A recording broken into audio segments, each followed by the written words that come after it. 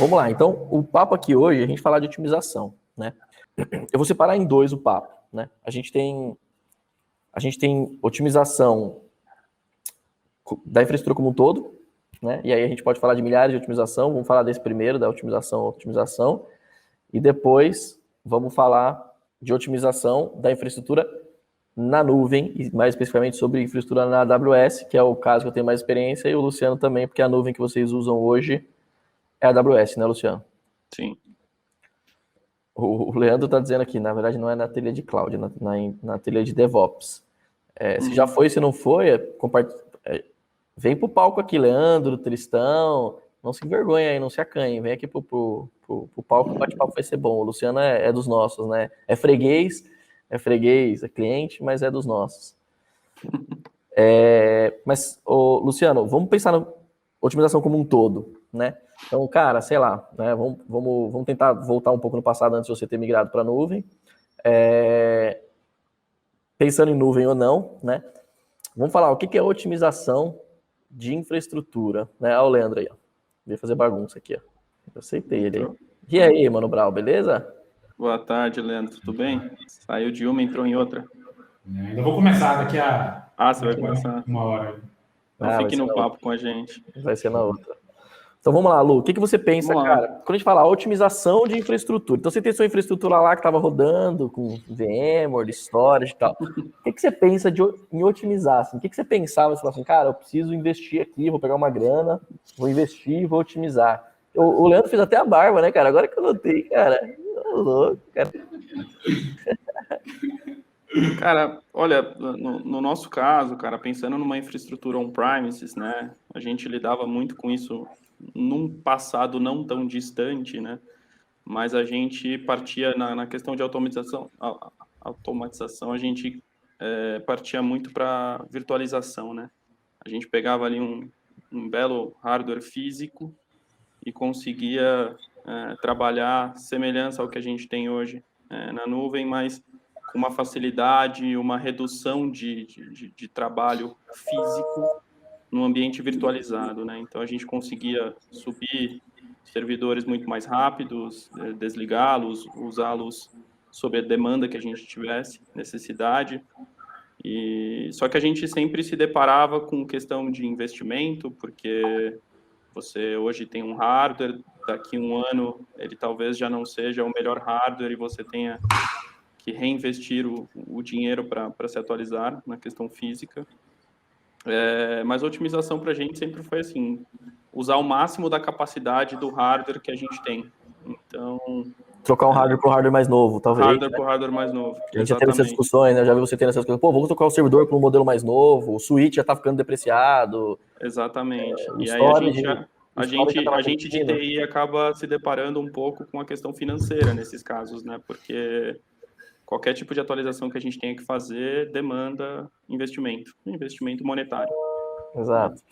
O Tristão está comentando aí, eu já sou da geração que praticamente nasceu em cloud, né? O que a gente chama de geração cloud first, né, cara? Então, assim, eu gosto muito de usar um exemplo que aconteceu aqui uma vez, um cara super, super bom nosso, ultra sênior, cara, gente boa e participa de live, eu sempre tiro onda dele com isso, né? Já, cara, sei lá, com uns 3, 4 anos trabalhando com cloud, com experiência, fazendo projetos muito legais. Ele chegou para mim e falou assim, Flavião, um dia no bar, tal, tudo, batendo um papo antes da pandemia, né? Flavião, me tira uma dúvida, cara, na rede, assim, on-premise, na rede física, tal, tudo, como é que faz para pegar IP, cara? Porque, tipo, vocês põem manual? Quer dizer, é uma realidade muito diferente. Nossa, completamente. Então, o Tristão aí, ó, eu sei que os trazer a VPC para o on-premises é diferente. Eu acho que isso é um trade-off aí, tipo, muito grande na adoção da nuvem aí, que muita gente... Que é um dos motivos de muita gente falar aquela frase clássica, a nuvem é cara, né? A nuvem é muito cara, ir para a nuvem é muito caro, ainda tem muita gente que fala, porque assim, é difícil fazer esse trade-off, é difícil você imaginar que... Tu começou, Flávio, lá quando começou a sessão lá da rede, a meio de e-mail, mais ou menos, falou uma coisa muito interessante, assim, é inimaginável no data center você desligar a máquina por meio-dia ou coisa assim, porque, cara, o metal ali tá pago, aquele metal ali vai estar pago, ele vai depreciar nos mesmos 5 anos e o disco vai perder a garantia nos 3 ali, ele vai tá lá. Então, assim, esse trade-off, essa mudança de você não overprovisionar, tipo, não subir, vou subir um container com 6 GB de memória e 4 CPUs, porque, cara, vai rodar e eu não vou me preocupar, sabe? Então, esse trade-off tem que apertar muito ali a linha, né, para poder fazer essa mudança. Exatamente. Sim, óbvio, a gente tinha otimizações, a gente sempre teve otimizações e tal, né? Mas é essa história, né, Luciano? Imagina, né? A gente tem o caso lá de aplicações, como a gente comentou, a aplicação do Sinacore, servidores. Qual a diferença se você desligasse esse servidor fora do horário do pregão? Quase nenhuma. Energia, talvez? Energia elétrica, mas num custo... R$10. Talvez nem valesse a pena. R$10, não vale a pena o esforço, porque o investimento... O esforço servidor... e o risco, né? O risco de repente, às vezes, não subir num script automatizado, alguma coisa do tipo. Exato. Óbvio que nós estamos falando ainda, né? Estamos falando aí de ambientes e aplicações mais tradicionais, né? Sim. Então, assim, por mais que a gente tente correr atrás para otimizar as coisas, é claro que a gente sempre tem que otimizar, né? E aquela velha história, né, que eu sempre digo, cara, o departamento de infraestrutura, a gente sempre tem aquela coisa, aquela sujeira debaixo do tapete, aquele negócio que a gente tem vergonha de contar, né? Que é aquela coisinha que você fala assim, cara, puta, sei lá, eu preciso aplicação X, que é uma aplicação não crítica, se cair eu vou ficar 2-3 horas fora. Sempre a gente tem uma coisinha ali que a gente tá, né, que a gente tá preocupado, e a gente, otimização normalmente, quando a gente falava otimização melhorias, a gente falava em torno disso, né, de a gente arrumar essas coisinhas, né, então, sei lá, o meu RPO, RTO, eu diminuí, óbvio, são coisas muito importantes e extremamente vitais, né. Mas beleza, aí migramos para a nuvem. Conta aí a sua experiência de como foi a questão da migração. Primeiro a experiência da migração, Lu, e depois os dias que foram depois da migração aí. A otimização em nuvem, assim, eu não vou puxar uma sardinha porque a gente está utilizando, eu vou ser aqui bem sincero, porque... Pode fazer jabá. Pode liberar.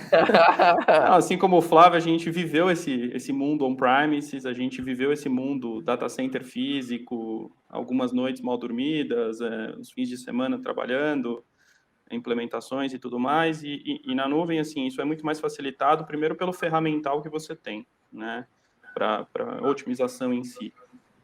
Segundo, porque na nuvem você tem essa capacidade de usar o seu recurso sob demanda do que realmente você precisa. Quando eu falei de automatização on-premises, a gente, sei lá, investia uma grande quantidade de dinheiro num hardware e às vezes ele ficava subutilizado. Ele ficava com uma capacidade ociosa. E o dinheiro já estava lá, já estava gasto, como o Leandro falou. E ali, dali 3 anos, a manutenção ia embora e tal. Na nuvem você consegue usar sob demanda. Eu tive um caso agora recentemente que eu estava com um servidor que não me custava tão barato na nuvem e eu comecei a fazer testes com instâncias menores e, assim, os testes ocorreram com sucesso. Hoje eu estou gastando praticamente metade do que eu gastava. Então, assim, isso para mim é uma otimização absurda e na parte de ferramental, scripts, esteiras de, sei lá, CI/CD, várias coisas que você tem dentro da nuvem para te facilitar, isso otimiza demais o seu trabalho. Infraestrutura como código, você tem uma série de possibilidades para otimizar a sua estrutura. Então, Chegou a nova geração. Quem já começou na nuvem, já. Esse aí é o Jonathan. Não, eu peguei Nem parece tão novo. Não, eu peguei um tempinho só de on-premises assim, mas depois foi só cloud. Nem parece ter 16 anos, né, assim. Danilo? Nem parece ter 16 anos, né? Antigamente a observabilidade era Tail com 17 já, hein? Pois Antigamente a observabilidade em data center era Tail com AWK e grep. Exatamente, né? Essa era a observabilidade. Da CACT, né? Observabilidade era o CACT. Hoje em dia é muito moderno, com log sites, com big queries da vida. Era CACT com Nagios, né? Isso era... O Nagios não, com WhatsApp. WhatsApp. Não é o WhatsApp, é o WhatsApp. Não é o WhatsApp, é o WhatsApp. O que está acontecendo aí? De 2000, eu acho. Tá entregando a idade aí. Mas o Luciano estava falando, poxa, analisamos lá uma infraestrutura, então migramos para AWS, cara, legal. Aí vamos falar de otimização. Cara, fiz uma análise ali pontual de um workload específico, né? Lembrando que estamos falando de workloads mais tradicionais, né? boa parte dos workloads são mais tradicionais por ser corretora, ferramentas de mercado e tal, e tudo mais, de antigas e tal, monolíticas. E aí, olhei ali e falei, cara, o consumo tá baixo, né? Vamos diminuir. E aí, o que você falou, né? É na veia, né? Se você olhasse um servidor com recurso sobrando no seu VMware, você ia fazer o quê? Você ia, tipo, desligar na VM, a outra VM ia estar ligada, né? E óbvio. O recurso já está lá, já. Exato. E aí a gente vem o primeiro conceito de otimização, né? Para a turma que está assistindo aí, a gente vem aí vem o primeiro conceito de otimização em nuvem, né? O primeiro que a gente vai falar, né? Que é o right sizing, né? O conhecido right sizing. Parece uma grande bobagem, né? Parece uma besteira, mas é você ajustar a sua infraestrutura ali, a sua infraestrutura para ser fit ao que você usa, você não ter recurso provisionado desperdiçado, né? Então, enquanto a sua infraestrutura está provisionada, mas sem uso, você está jogando dinheiro fora, né? Aí vem aquele gifzinho lá dos carinhas jogando dinheirinho na fogueira, né? Então, o primeiro ponto ali de preocupação para a otimização de infraestrutura agora na nuvem é essa questão, custo é igual unha, né? Se a gente não cortar, cresce. Então, a gente tem sempre que estar olhando ali, acompanhando tanto para cima quanto para baixo a sua infraestrutura. Se for uma infraestrutura mais estática, não tem jeito, você tem que fazer uma análise ali manual e tal, mas tem serviços para ajudar nisso, né? Uhum. Sim, demais. E aí, bom, então, o primeiro ponto de otimização, um exemplo aí, uma manha de otimização, right sizing. Ô Tristão, você sabe o nome da ferramenta da AWS que ajuda a gente com right sizing? Cai na prova, hein? Ô, Lio, tá estudando pra prova, não tá, Tristão? Tô. Nossa, se perguntando assim, mano, difícil. Qual o nome da ferramenta de otimização de recurso computacional da AWS para ajudar isso? Dei uma dica. Compute Optimize, né? Tem uma ferramenta lá na AWS gratuita que você consegue, se você for lá em Compute Optimizer, você liga ele fica analisando os seus EC2, agora a Lambda também, ele fica analisando, e aí ele vai te dizer, cara, essa máquina tá do tipo tal, eu recomendo colocar do tipo tal, e você vai economizar tanto de grana. E aí, óbvio, aí tem que fazer o que o Luciano falou, né? Ir lá e testar em homologação, desenvolvimento, homologação e tudo mais. Lembrando que tem que colocar rolling. Exatamente. Bom, então, right sizing. Falamos do primeiro ponto de otimização de infraestrutura na nuvem, né? Falando de otimização, especificamente sobre custos, né? A gente tem falado bastante sobre o Well Architected aqui, né? Nas três palestras que a gente já teve aqui, a gente falou sobre o Well Architected, né? E aí o Well Architected, ele fala sobre 5 pilares. Então, o Well Architected para a AWS é a forma de otimizar. Então, como eu otimizo? Cara, eu leio lá o Well Architected, que é um conjunto de regras e boas práticas, e eu vejo que eu estou aplicando, que eu não estou, e tento aplicar o que eu não estou aplicando. Right sizing é um dos itens que está no pilar de custos, né? E aí faço uma otimização direto no custo na veia, né? Agora, no teu caso lá, Luciano, por exemplo, teve uma mudança que a gente fez, que foi a própria questão lá do desligamento, né? Sim. A gente criou uma série de funções Lambda mesmo, né? Schedules para poder, no momento em que a aplicação não está rodando, deixar ela parada, né? Deixar a instância parada. E para algumas aplicações em específicos, em momentos que ela tem um baixo processamento ali ao longo do dia, a gente faz ali um downtime da instância bem rápido, coisa de 5 minutos, troca o tipo da instância, deixa ela rodando ali durante horas numa instância mais barata, e depois quando volta o processamento alto, a demanda de processamento alto, a gente volta a instância para a instância compatível com essa demanda. Sim, e aí você consegue ajustar quanto você está pagando versus o quanto você está precisando e também ter a demanda necessária que você precisa, né? Falando do mercado financeiro, né, a gente tem essa característica bem específica do mercado de corretoras, na verdade, né? O mercado de corretoras tem essa característica bem específica, que é a questão do pregão, né, Luciano? Sim, a gente tem momentos do dia ali com o mercado aberto que a gente tem um alto volume de processamento, né?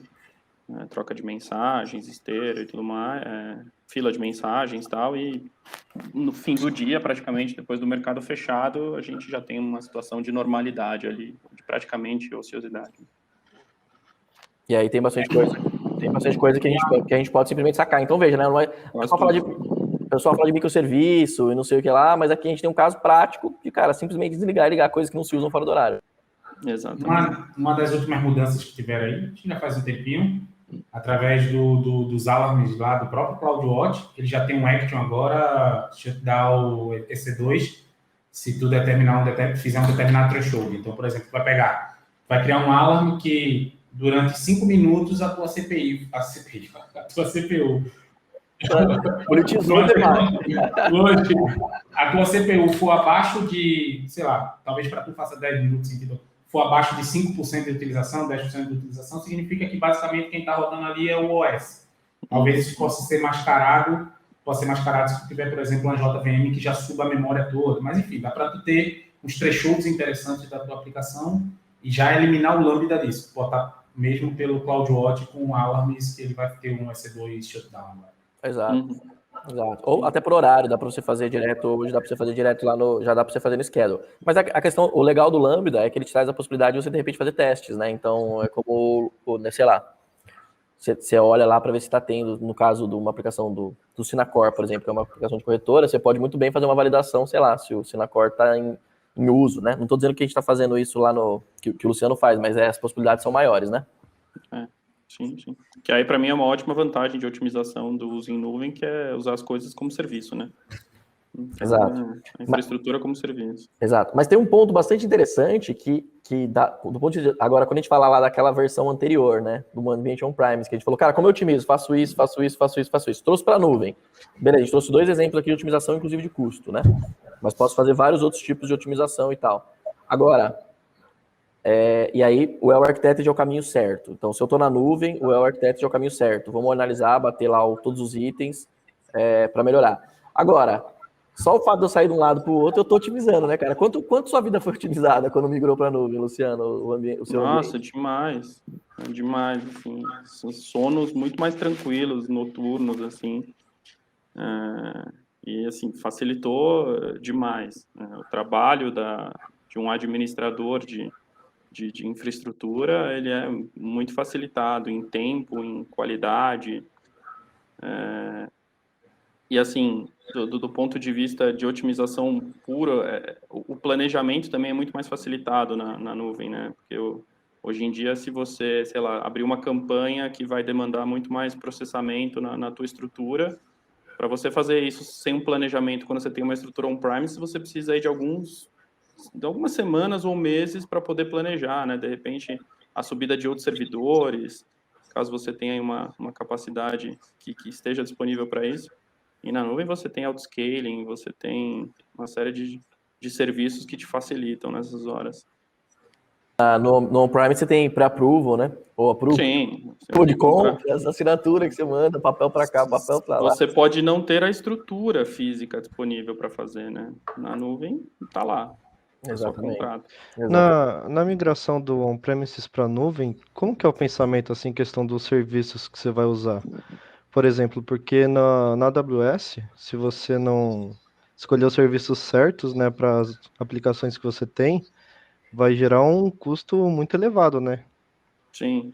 Como que foi o pensamento, assim? Aí eu pego um pouco do que o Flávio falou. Na nossa estrutura de mercado financeiro, a gente tem várias dessas aplicações, essas coisas monolíticas, né? Então, assim, é muito parecido da migração quando você vai sair de um servidor virtualizado ou até mesmo físico e vai para uma instância EC2. Você não tem ali grandes diferenças sobre isso. Algumas coisas você pode começar a trabalhar como código, mas a gente tem muito software de terceiro, a gente tem muito software da própria B3, a gente tem muita coisa ali, muito sistema legado que não permite uma rápida adaptação aos serviços que a AWS oferece. Então, assim, não dá para você pegar uma aplicação e da noite para o dia falar, eu vou pegar tudo que ela roda e vou jogar no Lambda. Não dá para fazer. Né? Normalmente você tem ali uma aplicação instalada num SO. Então, assim, saiu um servidor Linux on-premise e foi para um servidor Linux na nuvem. E eu ia até te perguntar isso, Luciano. É viável fazer, né, no teu mercado assim, essa questão do custo de redução? Por exemplo, tu vai ter, só um exemplo, tu tem hoje tudo com EC2, tu tem 100 EC2, e tu poderia transformar isso tudo em Lambda. Só que o esforço aqui é gigante. Tem como fazer esse balanço? Tipo, eu vou gastar 100 mil de devs para economizar 20 mil na nuvem? Tem um tempo que isso vai se pagar? Vocês chegaram a fazer esse cálculo ou é extremamente complexo para vocês? Então, a gente está querendo começar a fazer isso, só que o problema é que a gente não tem tanto sistema proprietário. O mercado financeiro como um todo Até começou até uma iniciativa em cima de campo. Tem uma iniciativa, não, a gente está fazendo a gente está começando pelos sistemas próprios, mas o esforço como um todo de tudo aquilo que roda de sistemas no mercado financeiro, ele é um pouco mais complicado. Por quê? Hoje no mercado financeiro você tem, sei lá, meia dúzia de empresas que praticamente fornecem todo o portfólio de sistemas que as instituições usam, né? Não só as corretoras, mas os bancos, tá? Você tem ali empresas já que já tem um know-how muito bom do mercado que ela atua. Você tem uma específica para fundo de investimento, você tem uma específica para renda variável, uma para renda fixa. Então, assim, no final das contas, não é só a gente pegar, contratar vários devs e jogar isso para dentro da AWS. A gente tem que fazer o terceiro participar, ou a gente tem que desenvolver do zero toda aquela expertise que o terceiro já desenvolveu. Então, é algo um pouco complicado em questão de tempo, porque você tem que desenvolver o know-how do fornecedor na nuvem, não é só a aplicação do fornecedor. E aí, exatamente, e aí, porque tem casos que, inclusive, sei lá, vamos falar de Senacor, que é o sistema que a gente mais fala, né, que é o sistema das corretoras, é o RP da corretora. Né?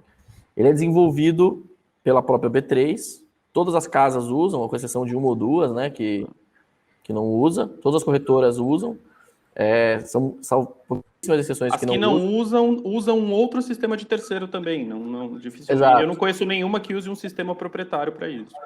Eu conheço uma que usa, quer dizer, que usava pelo menos há alguns anos, não sei se está usando ainda. Mas o grande ponto é que aí você tem a questão de legislação. Então a bolsa, quando muda alguma regra, alguma coisa, ela já muda nesse seu sistema, e aí todas as corretoras têm automático. Acaba virando meio que um update manager, assim, sabe? Um update manager, mais ou menos. E aí, cara, o que pega? Essa aplicação, ela ainda é, até hoje, parte dela em Oracle Forms, né? Conectando direto no banco de dados. Oracle Forms? Parte dela ainda é em Oracle Forms, cintura. Escala pra caramba. Exato. Escala de acordo com o seu bolso, né? Quer dizer, nem escala. E aí... E aí esse é um exemplo, tá? Aí eles modernizaram para .NET Framework. Então essa modernização, para você ter ideia, a modernização começou há tanto tempo e não terminou ainda. Tem mais de 10 anos já. Tem mais de 10 anos e ainda não terminou de migrar tudo, tirar tudo do Oracle Forms. E ainda tem coisa que ainda roda em Oracle Forms e coisa que está em .NET Framework, que já é uma coisa a ser modernizada, entendeu? Então, assim, respondendo objetivamente a sua pergunta, Leandro, assim, para fazer isso, cara, precisa muito mais da ajuda do proprietário do sistema do que necessariamente nós. Porque é o que o Flávio disse, tem questão de legislação, são módulos assim que hoje eles já rodam dentro do mercado financeiro com mapeamentos feitos há 30 anos atrás, 20 anos atrás. E eu imagino que para tu, que é um cara extremamente especializado nisso, deve ser uma coceira gigante falar, meu Deus, eu tô tudo conhecedor e tal. Mas me diz uma coisa, Luciano. Aí, beleza, tem essas instâncias que a gente entende, enfim, que são proibitivas de tirar do sistema, mas o que permeia isso dentro da instituição de vocês e tal? Como é que vocês conseguem custo? Vocês já começam com microserviços, vocês fazem tudo que podem em Lambda, em SS, ainda está em EC2 com Spot, tirando essas coisas que são reguladas. Eu falo isso porque, assim, a gente fez um case agora, a da rede, com uma empresa que faz algoritmos de machine learning, que a gente conseguiu tirar todas as on-demands dele, literalmente tirou todas as on-demands dele, colocou 100% spot e automatizado, assim, com script. Tudo via script, eles criam, lê o modelo dele, então, assim, a gente conseguiu, mesmo dentro do modelo dele, que era mais engessado, com algum software também, rodar em spot e trazer um pouco de economia. Vocês têm alguma iniciativa dessa? A gente tem, cara. A gente está fazendo...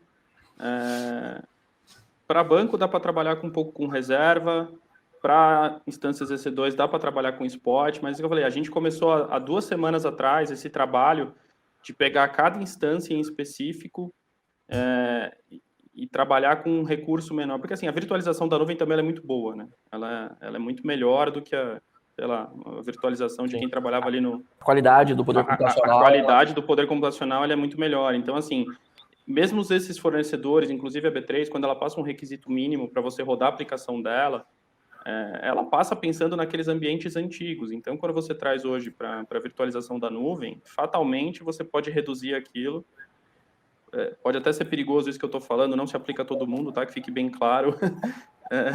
Não vamos generalizar, caso a caso, depende de volume de negócios e tudo mais, mas assim, você consegue ir adequando a sua estrutura, e aí assim, fazendo teste mesmo, vai lá, roda metade do dia numa instância, tal, roda um dia inteiro em outra, vai vendo o poder computacional de cada instância versus a aplicação e ir aplicando. Nesse caso, daria para ir para Spot. Só que você precisa primeiro ter a ideia de qual instância é a mais adequada para você fazer isso. E tem um ponto importante que é o seguinte, cara, você tem... isso é um negócio que é legal para a galera que não é do mercado financeiro. Você tem uma camada, que essa camada que é muito difícil de escalar. Então, se no auto-escala, fica difícil. Então, cara, a gente tem que ter soluções criativas para otimizar, que é o que o Luciano está falando. Está fazendo, inclusive. Aí você tem os sistemas próprios. Aí, beleza. No caso dos sistemas próprios, até respondendo a pergunta e tal, para esses sistemas que são próprios, aí é tranquilo, Leandro. Aí avança. Tem frente com... No caso da Mirai, tem frente com container e outras empresas e tal. Tem frentes com container, tem iniciativas para a Lambda, tem agora um sistema novo por vir aí que eles estão tocando para poder democratizar dados e tal. Só que o que acontece? Também tem um ponto que muitas corretoras utilizam como sistema próprio, por exemplo, o caso mais clássico, que é, por exemplo, o Home Broker.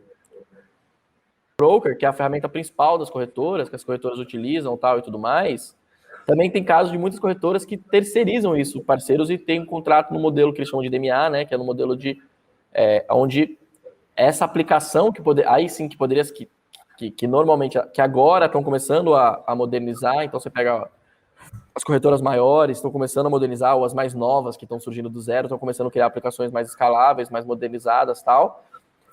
Mas também tem o caso de, por exemplo, os clientes, Leandro, que, sei lá, o cara está acostumado a lidar com a plataforma XPTO, né? Então, isso acontece muito no mercado financeiro. Então, sei lá, vou dar um exemplo aí de um fabricante que acontece bastante aí. CMA. Tem uma empresa que chama CMA, eles têm o home broker dele. Então, os clientes também estão acostumados a usar o home broker de CMA, da CMA. Que aí, por exemplo, sei lá, a Mirai ou qualquer outra empresa pode usar esse home broker da CMA, e aí tem, cara, a interface dele e tal, tudo que é monolítico, pode ser vendido como serviço ou pode estar rodando. Então, são desafios muito grandes. O que as empresas estão fazendo, e a Mirai está começando isso, é começar a levar partes desse cara e começar a criar suas APIs, criar suas aplicações. Inclusive a API que fala direto com o banco do Sinacore, entende? Mas que sai fora do Sinacore. Assim. É um trabalho, assim, de você desmembrar aos poucos, né? Porque hoje é um conjunto monolítico enorme, assim. As interligações que existem entre esses sistemas não são poucas. Esse sistema Sinacore aí, ele tem dezenas de milhares de tabelas. Ele é um sistema bem complexo no uso dele. Então, assim, a gente está tentando desmembrar e aí aproveitando esse movimento de nuvem, aproveitando esse investimento que estamos fazendo em nuvem, a gente está aproveitando para desmembrar e aí daqui a pouco realmente começar a consumir como microserviços, APIs e tudo mais, para poder se libertar disso, mas não é um negócio simples. É um negócio que depende muito também dos proprietários, dos sistemas. É um movimento que não dá para você caminhar sozinho, você tem que caminhar junto.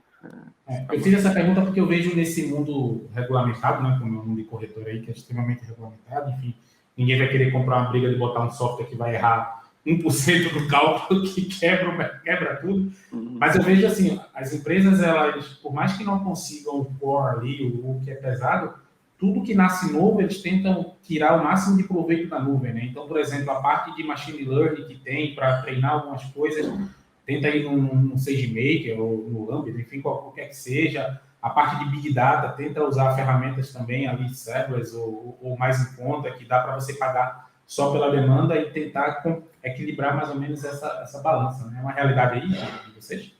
Ela é, e assim, é uma realidade de todo serviço novo que está saindo no mercado financeiro ultimamente, né, cara? Você vê o Pix que nasce na nuvem, você vê agora um movimento grande de Open Bank, que não é o nosso caso, ainda porque somos corretora, mas assim, todos esses serviços novos que o mercado financeiro está tomando de iniciativa aí, eles já vão nascer dessa forma. Então, para a gente também vai ser um movimento muito mais fácil. Mas os antigos aí tem um paradoxo para quebrar. É o exemplo do Pix, né? É o exemplo do Pix. O Pix hoje não entra sem autoescalar, cara. Não existe a possibilidade de você subir Pix sem subir autoescalado, pelo menos, sei lá, com cluster de Kubernetes. Tem que ser autoescalado. Aí você pega esses players, o Leandro, e aí vamos falar, por exemplo, player de core bancário de Pix, que é uma coisa que tá fresca na minha cabeça. Que você vai conhecer os nomes também, né, Leandro? Altibank, Matera, todos esses caras, o que acontece? Eles têm as soluções dele, porque eles têm o conhecimento de mercado. Então, os sistemas dele, isso era tudo terceirizado, sempre foi terceirizado. Historicamente, o banco não era uma empresa de tecnologia, a corretora não era uma empresa de tecnologia, historicamente.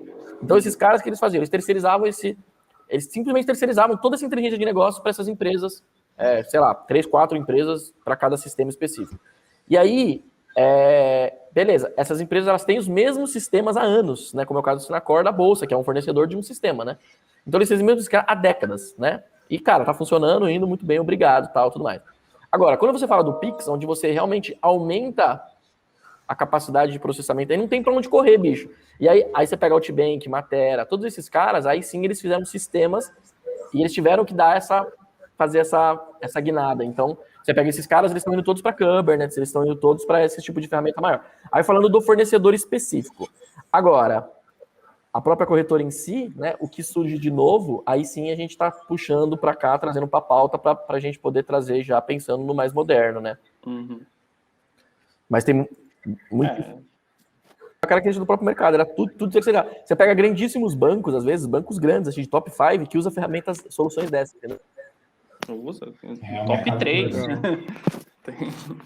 Tem top 3 que ainda tem alguns desses caras aí. E pensando nessa migração do on-premises para cloud, como que vocês fizeram assim na parte de CI/CD, por exemplo? Vocês acabaram usando os meus serviços ou foram adaptando? A gente tá adaptando ainda, cara. A gente entendi. tá completamente adaptando. Tem muita coisa, Tristão, é meio maluco, isso é uma realidade completamente maluca, cara. Existem coisas, cara, que o CI/CD é o seguinte, cara, é pacotinho que o fornecedor manda, abre uma Gmood e faz, cara. Exatamente. Entendeu? Exatamente. Não é completamente automatizado, tá? Não tem nada. A gente tá subindo agora é exatamente isso. A gente tá subindo agora o Sterling lá da IBM e é exatamente isso. O CI/CD não mexe em nada, até que eles mandem um pacote novo, você vai trocar a imagem no Kubernetes e vai subir. O CI/CD é isso, não existe. É regulamentado. Você não existe a possibilidade de você automatizar um stop e um start do pod, sabe? Tipo, Entendi. Na verdade, mas aí como que vai fazer o controle, por exemplo, dessas mudanças? Assim, cada empresa... Esses jovens, né? Esses jovens. Você viu? Nunca deployou Ctrl+C, Ctrl+V. Nunca seguiu uma Gmood, cara. Nunca escreveu uma Gmood. Nasceu no Git, já nasceu nesses... Não, cara, isso tem, assim, mas não é o melhor dos controles, sabe? Isso existe, não é o melhor dos controles, mas, obviamente, aí falando não só por nós, mas as outras corretoras, as que eu já passei, as que eu conheço, colegas e tal, elas têm as suas políticas, até porque, como o Leandro falou agora há pouco, a gente é um mercado muito bem regulamentado. A gente é um mercado que é fortemente auditado. Então, assim, se for a casa da mãe Joana, você também não sobrevive, você não vive. Então, assim, existe processo, existe política, então a gente tem ali... Eu não sou um cara da área de dev, mas trabalho ali um pouco próximo, eu sei que eles têm lá todo um controle de versionamento tal, para fazer, buildar, eles usam conceitos da Azure lá tal, então, assim... existe esse controle, mas a gente está caminhando para criar templates de controles mais automatizados e... Mas é assim, cara, vamos supor, então a gente tem 2 grupos, né, nesse caso, e isso é realidade para todo mundo, boa parte das corretoras. Você tem 2 grupos, você tem as aplicações legadaça, que o procedimento CI/CD, Tristão, é um Word gigante, beleza? Com passo a passo que você tem que fazer, que foi alinhado com o seu fornecedor, ele te manda um zip, te manda um link do zip, você abre o zip, dentro do zip tem 380 processos que você tem que fazer, às vezes é simples, às vezes é complexo. Você faz, você testa numa janela de manutenção, se testou, tá ok, beleza, faz isso primeiro em desenvolvimento, depois homologação, depois produção. Quer dizer, você faz isso manualmente. Na verdade, o modelo de CI/CD, ele copia, com esteira de aprovação, ele copia esse modelo, beleza? Agora, a gente tem o que é novo. E aí o que é novo tem o time de desenvolvimento que lá, aí sim, aí eles usam Azure DevOps, tal, tudo, e aí eles vão com... Aí é tradicionalzão, que é o que você tá acostumado, saca? Mas, cara, tem de tudo, entendeu? Entendi. Tem de tudo. Tem coisa que não dá ou é muito difícil de automatizar, entendeu? Ou o benefício de automatizar não vale a pena. Ou às vezes, sei lá, você faz uma mudança por mês, saca? Então, o esforço de automatizar, você vai ficar anos tentando automatizar um negócio que você vai fazer uma vez por mês, infelizmente acaba sendo mais barato você gastar 2 horas por mês fazendo a Gmood. Entendi. E dependendo da criticidade também, não abre espaço para erro, né? Sim. Exatamente. Né? A necessidade da automação já talvez inviabiliza ela. E hoje qual foi assim, tu falou que já conseguiu identificar máquinas que conseguem desligar e tal. Mesmo nessa VM ou cloud que tem de levar, de virtualizar as máquinas e tal, foi a grande diferença de custo que vocês conseguiram? Vocês foram reservada e vocês conseguiram... Foi e ainda tem margem. Saving Plan não é uma grande opção, sim, pelo que a gente viu, por enquanto, né? O mercado muda muito. Então, assim... Muito Windows, né, também. Tem muito Windows. E assim, o mercado muda muito, né, cara? E tá mudando muito rápido. Então, você fazer um Saving Plan ali de 1 ano, talvez, você já atinja muito rápido aquele valor que você determinou e o on-demand adiante vai continuar caro. A gente conseguiu, assim, cara, e a gente está trabalhando fortemente nisso, com essa questão de reservas, a gente está trabalhando fortemente nessa questão de identificar instâncias que estão trabalhando com capacidade ali ociosa, podemos dizer assim, né? Então, foi a grande chave, porque daí é justamente para você se organizar. Quando você sai do ambiente on-premise e você tenta replicar ali na nuvem, você pode se assustar com o preço que você vai pagar no primeiro mês, sabe? É um susto. Se você falar, pô, eu vou levar igualzinho do jeito que tá, não vai ser barato. Aí as pessoas vão ter essa ideia que algum de vocês falou ali no começo, nossa, mas a nuvem é cara. Então, é justamente isso, entendeu? Então, assim, você vai ter que se ajustar e usar a capacidade máxima da nuvem pagando menos. E dá para fazer. E aí, no fim das contas, cara, quando você pega essa conta mensal já otimizada versus o que você precisaria para rodar com a mesma capacidade no on-premises, essas contas batem. Então, e aí fora vários outros ganhos. Aí eu vou dar um exemplo de otimização aqui, né? Cluster de Oracle, né? E outra coisa, né? A estrutura de vocês tinham 2 data centers, né? Tem até hoje 2 data centers, mas vocês tinham, sei lá, o Oracle Hack, o Oracle Hack, Golden Gate replicando e não Multi-AZ replicando. Essas são as diferenças. Em 2 lugares, backup, né? Gerenciamento de backup, fita para cá, fita para lá, né? O famoso protocolo FPC, FPL, né? Fita para cá, fita para lá. E aí você tem uma otimização na veia, né, cara? Quando você fala de levar para PaaS, que é o que vocês fizeram, levar banco de dados para PaaS, por exemplo, óbvio, parece trivial para quem está na nuvem, né?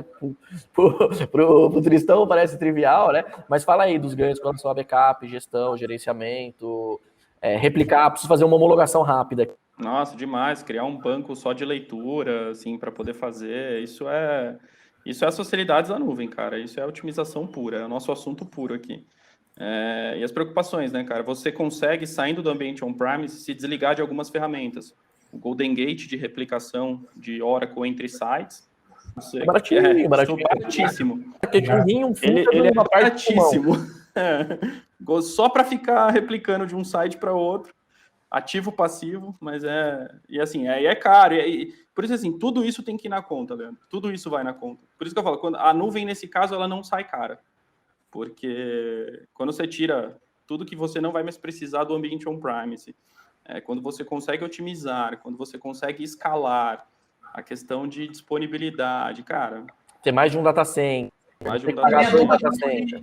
E toda a parte também de descomissionar esses hardware, né, cara? Assim, esses discos, essa coisa de, cara, data center é aquela coisa, a cada 3 ou 5 anos, dependendo do vendor, você vai ter que trocar disco ou vai ter que pedir bênção àquela empresinha que comprou um monte de discos, sei lá, de 7.200 ali, que se você não tiver, seu rei morre, velho. Então, assim, o descomissionamento de hardware, a parte de rede também, você não tem que estar mais se preocupando em montar racks com Cisco. Por exemplo, né? Com Cisco. Ferramentas de monitoramento para, cara, coisa simples, gráfico de geração de disco, né? De CPU. Você tinha servidor para isso, né, Luciano? Sim. Então você absorve aí, cara, CloudWatch na veia, tá tudo lá, já tá pronto, né? Boa parte já tá pronto, não tem o que se preocupar, tal, tudo mais. Backup tá em point in time. Cria ciclo, Agora, como tudo, né? Se você simplesmente chegar na nuvem e falar assim, vou se preocupar com ingeste de dados de um CloudWatch, não se preocupar que você overprovisionou uma instância, cara, aí assim, desculpa, o erro não está na cloud, o erro está... Não, claro que não, A conta vai vir altíssima, mas tá... O erro está totalmente na sua falta ou de experiência, ou de preocupação, ou de capacidade de analisar aquilo. Por isso que quando tu fala, que o pessoal fala que a nuvem, cara, é justamente isso que a gente vê acontecendo, cara. A galera leva um lift and shift assim, tipo... não vou levar porque não funciona assim no on-prem, cara, não é assim. Exato. Não dá para fazer um copy and paste da sua estrutura on-premise para nuvem. Esse é o ponto. Obrigado, viu? Preciso ir para outra sala lá. Vai lá, Lio, vai lá. Valeu, Luciano. Obrigado aí, valeu. Obrigado, Leandro. Esse é o ponto. Tem que otimizar, cara. Se você não otimizar, não viabiliza. Essa é a grande questão, né, Luciano? Sim. Tem que otimizar. Então, se você não otimizar o right sizing, no mínimo, o right sizing, os ganhos naturais que existem, a questão de segurança, que a gente, né, acabou nem devagando aqui, nem falando, mas as questões de segurança, de tipo, cara, firewall, atualização de firewall, atualização do sistema operacional, coisas que eu sei que o Luciano tinha dor de cabeça, né, Luciano? Controle de data center, gás FM200, né? Controle de temperatura de data center, são tudo controles ambientais todos. Já era, tá incluso, né? Tá tudo incluso, a preocupação de questão de no break, gerador, qualquer parada problema. Elétrica, né? Parada elétrica. Paradas elétricas. Quantas vezes, Luciano, você está num prédio que ele não é seu necessariamente, né? Sempre. Então, às vezes, os caras precisam fazer manutenções que te afetam. Até data center, né? Até data center. Você não esperava trabalhar, mas você vai ter que trabalhar, porque eles vão parar e na nuvem, pelo menos. Existem, óbvio, a AWS ela tem as manutenções dela muito mais raras, pelo que eu já pude perceber, mas a gente mesmo já foi notificado de uma dessas manutenções que afetaria um host, que afetaria uma instância nossa, né? Mas a gente foi notificado com uma grande... E é um reboot, dá para automatizar. E é um reboot. E eles falam, faça isso, ela vai mudar de hardware e você não vai ser afetado. Ninguém deixou de dormir, né? Ou espere e você vai ficar indisponível X tempo e daqui a pouco ela sobe num hardware novo. Duas coisas da audiência aqui, cara. O Eric mandou, fora o hardware que tem depreciação e obsolescência. Então, na verdade, o custo do hardware, da obsolescência do hardware, tem que ser colocado na conta, né? Então, o seu hardware dividido pela quantidade de... o preço dele, mais garantia, dividido pela quantidade de tempo que ele vai ter, isso é um custo efetivo da sua infraestrutura e tem que ser colocado na ponta do lápis, né? Tá bom, gente. Obrigado. Sei que o papo foi rápido, mas...